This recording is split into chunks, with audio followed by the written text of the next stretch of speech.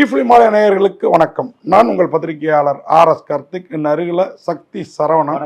நாங்கள் ரெண்டு பேரும் இந்த வீடியோவில் விமர்சன விவாதம் பகுதியில் பார்க்க இருக்கிற படம் ஹாப்பி ராஜ். எப்படி ஹாப்பி ராஜ் அப்படின்னா, அவன் பேரே ஹாப்பி ராஜின்னு சேர்த்து. ஏன்னா அவங்க அப்பா தான் புள்ள மகிழ்ச்சியாக இருக்கணும், தன்னை எல்லாரும் குதிரை முட்டைன்னு ஒரு பட்ட பெயரில் கூப்பிட்றானுங்க, என் புள்ள பிறந்ததுலேருந்தே ஹாப்பியாக இருக்கணும்னு நினச்சி வைக்கிறாரு. ஆனால் அவங்க அப்பாவோட பேர் அவனுடைய ஹாப்பிக்கு பங்கமாக இருக்குது. என்ன அவங்க அப்பாவோட பேருன்றதை நான் சொல்லிட்டேன், குதிரை முட்டை. குதிரை என்னைக்கு ஏன் முட்டை இட்டுது அப்படின்னு பார்த்தோம்னா, குதிரை விட்டமே முட்டை மாதிரி தான் இருக்கும். புரியுதா உங்களுக்கு? அப்படிதான் போடும், ஒரு மாதிரி பெரிய பெரிய ஆட்டா புழுக்கம் மாதிரி. அதை தான் இவங்க சொல்கிறாங்களோன்னு நினச்சா அவர் முகத்தை சொல்கிறாங்க. குதிரை விட்ட மாதிரி இருக்குங்கிறது தான் குதிரை முட்டை அப்படின்னு சொல்லிட்டு. அவங்க அப்பா வேற யாரும் இல்லை, நம்ம ஜார்ஜ் மரியான். பல படங்கள், தனுஷ் படத்துலலாம் கலக்கி இருப்பார். சில படத்துலலாம் நடிப்பு உண்மையாகவே கைவந்த கலை அவருக்கு. அந்த காளி வெங்கட் மாதிரி அவர் ஒரு கேரக்டர் ஆர்டிஸ்ட்டு. காளி வெங்கட்டுக்கு ஹீரோ லுக்கும் இருக்குது. இவரே இந்த படத்தில் ஒரு ஹீரோன்னு சொல்லலாம், ஒன் ஆஃப் த ஹீரோன்னு சொல்லலாம். இவர் வந்து ஸ்கூல் வாத்தியார். சில பல பிரச்சனைகள் போயிட்டுருக்கோம். என்ன அப்படின்னா, ஸ்கூலில் பசங்களை கண்டிக்கிறப்போ அந்த பசங்கள்லாம் வந்து இவரை வந்து அப்பா வந்து பொட்டப்பேர் வச்சு, அந்த பட்டப்பேர் வச்சு குதிரை எல்லாம் கிண்டல் பண்ணுவாங்க.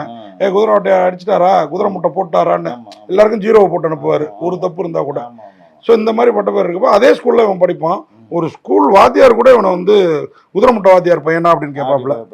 அந்த மாதிரி ஒரு சூழ்நிலையில் அவன் என்னடா அப்படின்னா, எந்த பொண்ணுமே இவரை லவ் பண்ணாது. ஆனால் ஜிவி பிரகாஷ் அப்பாவோட அழகாக இருப்பாப்புல. உண்மையாவே எனக்கான சில சீன், கீதா கைலாசம் அம்மா மாதிரி. ஆமா, இவர் அம்மா லுக்கு. ஆனா எனக்கு என்னமோ படத்துல சில சீன்ஸ்ல ஜிவி பிரகாஷோட ஜார்ஜ் மரியனே அழகா தெரிஞ்சாரு.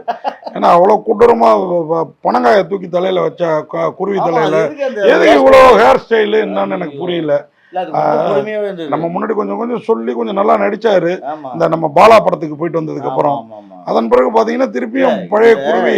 உண்மையிலே வந்து அவ்வளவு பட்டத்தலை மாதிரி வச்சு படத்துக்கு மாதிரி பைப்பு அவர் பார்த்தாவே ஆளு கொல்லியாரு, தலை அவ்வளவு பெருசு இருக்குது. ஆனா அந்த லவ்வபிள் பாயை ஏத்துக்க முடியுது, லவ் பண்றாரு. எந்த பொண்ணும் ஒத்துக்க மாட்டேங்குது. காலேஜ் முடிச்சுட்டு ஒரு பொண்ணு சைக்கிளை வச்சு ஆத்துல தள்ளி விடுறாரு. அந்த அளவுக்கு பாத்தீங்கன்னா அவங்க அப்பா பேரு குதிரை முட்டை வாத்தியார் பையனா, குதிரை முட்டை மருமகளா இருக்க முடியாது. அப்படி அல்ல, அந்த ஃபீல் கரெக்ட் தான். ஊர்ல சில பேருக்கு பட்ட பேர் நினைச்சிரும், கடைசியிலையும் மாறாது. பாவாடை மருமகளா இருக்க மாட்டேன்னு எங்க ஊர்ல நான் கேள்விப்பட்டிருக்கேன். பாவாடைன்னு பேர் இருக்கும் ஒரு ஆம்பளைக்கு, பாவாடை சாமின்னு இருக்குல்ல, பாவாடைன்னே பேர் இருக்கும். அது நமக்கு வந்து பாவாடைன்னா உள் பாவாடை தானே அர்த்தமாகும். அந்த மாதிரி சில விஷயங்கள் நம்ம சொன்ன கதைலாம் 10 நிமிஷத்துல முடிஞ்சிச்சு, ஆரம்பிச்சு. அந்த படத்தோட கதை இப்படி லவ் கிடைக்காம சுத்துறவரு ஒரு கட்டத்துல ஃப்ரெண்டோட ஐடியா படி பெங்களூருக்கு வேலைக்கு போறாரு. நல்லா படிச்சு முடிச்சுட்டு அங்க போன இடத்துல ஒரு ரதி மாதிரி ஒரு பொண்ணு, எங்க இந்த பொண்ணுகிட்ட சொன்னா நம்ம அப்பா அம்மா ஹிஸ்டரி, அப்பா அம்மா போட்டோவை பார்த்தாலே தெரிச்சு ஓடிடுவா அப்படின்னு மறைச்சு வச்சுட்டு இருக்காரு. ஆனா அந்த கம்பெனில அவங்க அந்த பொண்ணோட அப்பாவும் ஒரு பார்ட்னர், அப்பாஸ் தான் அந்த அப்பா கேரக்டர். அவர் ஃபாரின் அமெரிக்காவிலேருந்து வர்றாரு. வந்தவர் இந்த பொண்ணோட காதலுக்கு டபுள் ஓகே சொல்றாரு. காரணம் நம்ம ஜிவி பிரகாஷோட திறமை. அந்த ஐடி கம்பெனில அவர் தான் நம்பர் 1. ஆமா, அங்க அது கொஞ்சம் சீன்ஸ் வச்சிருக்கலாம். ஐடி கம்பெனில ஒரு ஏதோ ஒரு செயற்கரிய காரியம் இந்த வாரம் என்னமோ ஆப்புகள் வரமா தெரியல. அந்த படத்துலயும் ஆப்பு தான், இந்த படத்துலயும் இவர் ஒரு ஆப்பை கண்டுபிடிக்கிறாரு, லவ் ஆப் மாதிரி. அதுக்குதான் அவர் ஓகே சொல்றாரு. செம பிளானா இருக்குன்னு கூப்பிடுறாரு. பொதுவாகவே கிராமத்துலேருந்து வர்ற பசங்கள்கிட்ட இங்கிலீஷ் நாலேஜ் தான் இருக்காது ஒழிய நாலேஜ் நிறையா இருக்கும், டேலண்ட் இருக்கும். நம்ம எல்லாமே அப்படி வந்தது தானே. உடனே நீ டேலண்டானு என்ன கேட்டுறாதான் நான் டேலண்டானு ஒன்று கேட்குறேன். டேலண்ட் இருக்கிறனால தான் ஏதோ ஒன்று பேசிகிட்டு இருக்கோம் உட்காந்து.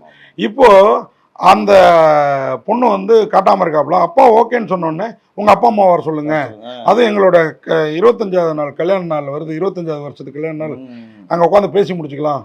ஆனால் இவன் வந்து தேங்கி அப்பா ஃபோட்டோவை அனுப்புறாப்புல. எங்கள் அப்பா அம்மா இப்படி தான் இருப்பாங்க, நீங்கள் ஒன்றும் தப்பு. இது என்ன உருவத்தை வச்சுலாம் ஒருத்தங்களை இட போட முடியாது, வர சொல்ல அப்படின்னா.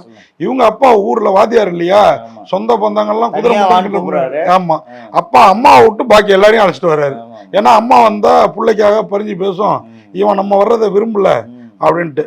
வந்த இடத்துல பெரிய பார்ட்டி, ஸ்டார் ஹோட்டலில் அவங்க கிராமத்துக்காரங்க வாழைத்தாரு கீழத்தாரெலாம் தூக்கிட்டு வந்து தட்டு வரிசையெல்லாம் எடுத்து வந்து நான் சம்மந்தம் பேச வந்திருக்கோமே அப்படின்ட்டு அவங்க பாணியில். அது ஒன்றும் தப்பு கிடையாது.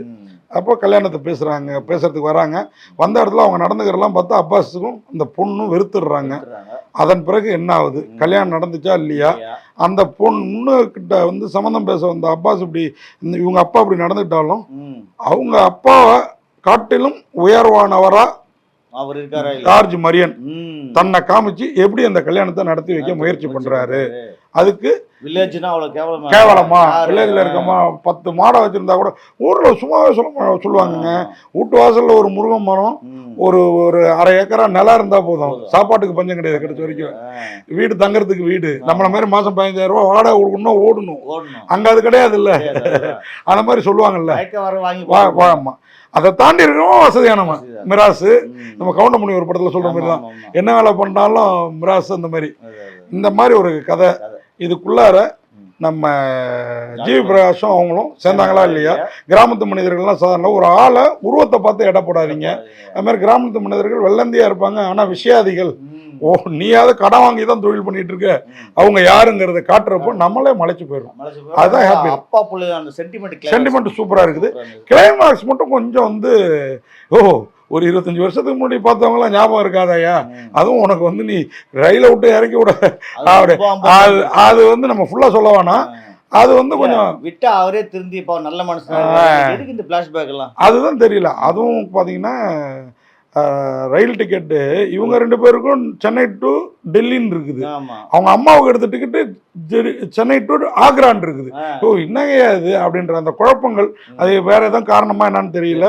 ஒருவேளை அம்மாவை தனி ட்ரெயினில் வர வச்சு நேராக ஆக்ரா வந்துருன்னு சொல்றாங்களா என்னங்கிறது புரியல. அந்த டீட்டெயிலும் இல்லை. அதாவது அந்த கிளைமாக்ஸ் இதுவாவது குறை, கண்டினியூட்டி பார்க்காம விட்ட குறையா இருக்கலாம், அசிஸ்டன்ட் டைரக்டரோட தப்பா இருக்கலாம். ஒரு கிளைமாக்ஸ் காமிக்கிறாங்க, ஒருத்தன் உங்களுக்கு உதவி பண்ணிருக்கான்னா அவன் உயிர் போற வரைக்கும் அவன் ஞாபகம் இருக்கும்ல. அதுவும் உயிர் போற நேரத்துல அதை நம்ம டீட்டெயில் பண்ண வேணாம். அப்போ சரி, அப்பாஸாவது அமெரிக்கா போயிட்டாரு, ஞாபகம் இருக்காது. ஜார்ஜ் மரியும் எல்லாம் தெரிஞ்சவர், ஒரு வாத்தியாரு, எவ்வளவு விஷயம் பண்ணிருக்கலாம்ல. அதுதான் நம்மளுடைய கேள்வி. சில லாஜிக் மிஸ்டேக், சரி ஹாப்பி ராஜா ஹாப்பியா சொல்லி முடிச்சிருவோம்ப்பா, உடுப்பா. ஜிவி பிரகாஷ் நடிப்பே சுத்தமா வரல, அப்படியே பொம்மை மாதிரி நிக்கிறாரு தவிர லவ் சென்டிமெண்ட். ஆனா ஜார்ஜ் மரியன் எவ்வளவு அழகா நடிக்கிறார். பிரகாஷ் வேஸ்ட் இந்த படத்துல என்ன பொறுத்தவரை. அது மாதிரி ஜிவி பிரகாஷ் இன்னும் கொஞ்சம் நடிச்சிருக்கலாம். அவர் இசை வந்த அளவுக்கு வர வர நடிப்பு வர மாட்டேங்குது. ஆமா, ஸ்ரீ கௌரி பிரியா நல்ல கதையை கூட ஏனோ தானே நடிக்கிறேன். அதுதான் கரெக்டா சொல்லு. அது இந்த கெட்டப் டைரக்டராவது சொல்லி இந்த தலையை மாத்துங்க, இவ்வளவு தாடி எதுக்கு, ஐடி வேலை செய்யறப்ப எவ்வளவு அழகா இருக்கணும், காதலிக்கிறப்போ உனக்கு எதுக்கு அவ்வளவு தாடி. இன்னைக்கு தாடி வைக்காம இருக்க முடியாது. காதலில் தோல்வியில் தாடி வச்சுக்கலாம். என்ன மாதிரி காதல் வச்சுட்டு இருக்கப்போ ஒன்று மாதிரி ட்ரிம் பண்ணாம விடுற தாடி தானே. வளவலா கொலகொலான்னு இந்த கல்யாண சீனு அதெல்லாம் ரொம்ப ஓவரா ஏற்கனவே பார்த்து போன கதையை எடுத்துட்டு வந்து எனக்கு தெரிஞ்சு இந்த 1.5 மணி நேரம் படம் நம்ம பொறுமையா சோதிக்கிறாங்க ரொம்ப. ஆமா. ஆனாலும் ஏதோ ஒரு விதத்துல இந்த படம் ஒரு ஃபுல்ஃபில்லா ஹாப்பி ராஜ் அப்படிங்கிற பேருக்கு ஏற்றபடி ஹாப்பியா இருக்குது. ஜிவி பிரகாஷ் நீங்க சொல்லிட்டீங்க. ஸ்ரீ கௌரி பிரியா அவங்க ஜிவி பிரகாஷும் சேர்த்து நடிச்சிருக்கு. அந்த பொண்ணு புது பொண்ணு நல்ல கிளாமராகவும் இருக்குது. அந்த பொண்ணுலாம் வந்து கிளாமர் லுக்குக்கும் சூப்பர், ஹோம்லி லுக்குக்கும் சூப்பர், அருமையா பண்ணிருக்குது. அதே மாதிரி இந்த படத்துல ஜார்ஜ் மரியான் தாங்க நம்மளை உட்கார வைக்கிறது. ஜார்ஜ் மரியானும் நம்ம இவரு ஜஸ்டின் பிரபாகரனோட மியூசிக்கும் தான் படத்துல உட்கார வைக்கிறது. அது மாதிரி கீதா கைலாசமும் கொஞ்சம் பையன் மாதிரியே ஆர்டிபிஷியலா இருக்காங்க இந்த படத்துல. பெங்களூர்ல கிராமத்து பொம்பளை எல்லாம் அவ்வளவு சீக்கிரம்லாம் வந்து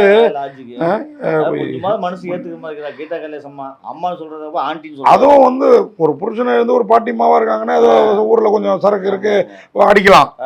இவங்க வந்து புருஷனோட மகிழ்ச்சியான ஒரு வாழ்க்கையில அந்த புருஷன் வேற லெவல்ல வச்சிட்டு இருக்காரு. அதாவது சரக்கு போட்டு ஆடுறது டீசென்ட்டா மாறுது தப்பு இல்ல. ஆனா அதுக்கு சரக்கு கைமா இருக்கிறதுலாம் ரொம்ப அதிர்ச்சி. அருண் மதுரை முத்து பெங்களூர்ல ஒரு ஃப்ரெண்டு கடிக்கிறாரு, சில இடங்கள்ல காமெடியும் பண்றாரு. மாறவே இல்ல.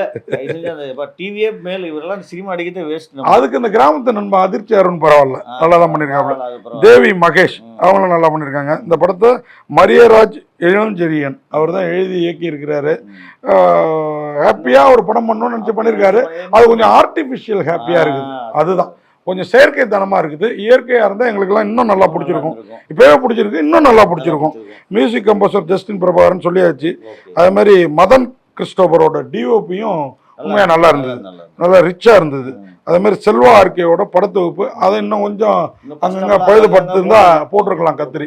டைரக்டர் கையை பிடிச்சி கட்டி போட்டாருன்னு நினைக்கிறேன். மொத்தத்தில் ஓம் சிவா பிரகாஷோட ஸ்டண்ட்டு அதுவும் சிறப்பாக இருந்தது. மொத்தத்தில் இந்த ஹாப்பி ராஜ் உண்மையாக ஒரு பப்பி லவ் வராதவனுக்கு ஒரு ஹாப்பியாக ஒரு லவ்வை கிளைமாக்ஸில் கொண்டு வந்து நிறுத்துகிறப்போ நமக்கும் ஹாப்பியாக இருக்குது. நீங்கள் சொன்ன மாதிரி லாஜிக் மிஸ்டேக்லாம் இருந்தாலும் ஹாப்பி ராஜ் அப்படின்னு சொல்லி விடைபெறுறோம். நன்றி, வணக்கம். இந்த வீடியோ உங்களுக்கு பிடிச்சிருந்தா லைக் பண்ணுங்கள், கமெண்ட் பண்ணுங்கள், ஷேர் பண்ணுங்கள், சப்ஸ்கிரைப் பண்ணுங்கள்.